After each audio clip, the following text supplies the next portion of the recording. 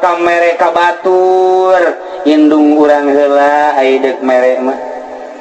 ulah waka ka batur emah heula mak ulan naon nu dibutuhkeun kumaha maksud sia naon ieu kita boga duit 10 juta kula lantaran kula hayang birrul walidain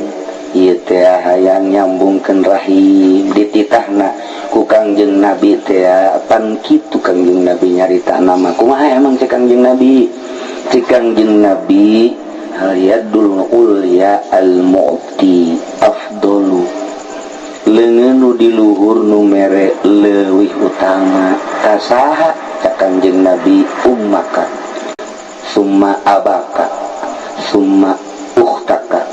summa akhoka summa adnaka adnaka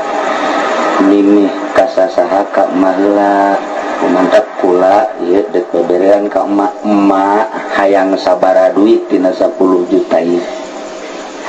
ayo gerak hayang pamajikan sia aya mah geus pokona mah ieu mah emak ieu hayang sabara duit hayang dibelikeun naon